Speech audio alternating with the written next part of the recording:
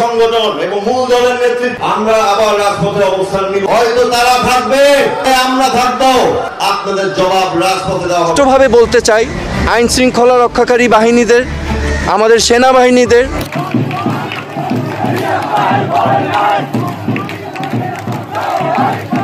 আবারও উত্তাল ঢাকার রাজপথ আসন্ন 16ই ডিসেম্বরকে কেন্দ্র করে বাংলাদেশের সবচেয়ে বড় সমাবেশের আয়োজন করেছে আওয়ামী লীগ নেতাকর্মীরা। আর এমনটাই ধারণা করছে বিভিন্ন দলের রাজনীতিবিদরা।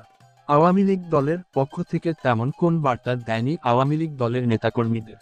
এদিকে ডক্টর মোহাম্মদ ইউনূস সহ সমন্বয়কদের কঠিন বার্তা দিলেন শেখ তন্ময়।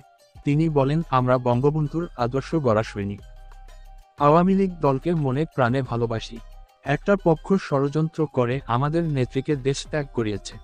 মাননীয় প্রধানমন্ত্রী শেখ হাসিনার নেতৃত্বে আমরা আবারও রাজপথে নামছি। শেখ তন্ময়ের এমন পদক্ষেপ দেখে অভিনন্দন এবং শুভেচ্ছা বার্তা জানিয়েছেন শেখ হাসিনার পুত্র সজীব ওয়াজেদ জয়। জয় করে ইনাকে আবার রাষ্ট্র পরিচালনার দায়িত্বে আমরা যদি আমাদের জীবন চলে যায়, আমরা সেই জীবন দিতে পারব। তিনি বলেন, 16ই ডিসেম্বর রাজপথ থাকবে আওয়ামী লীগের দখলে।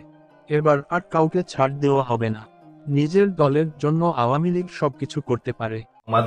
আমাদের নেতাকর্মীদেরকে, আওয়ামী লীগকে রক্ষা করার জন্য যা প্রয়োজন আমরা করতে প্রস্তুত। তো বন্ধুরা, সাবেক প্রধানমন্ত্রী শেখ হাসিনাকে আমাদের দেশে দরকার আছে নাকি নেই জানিয়ে দিন আপনার মূল্যবান মন্তব্য। আগে খুব সস্তায় খাইতাম, মানে আমরা তো না খাই মরতে হইব।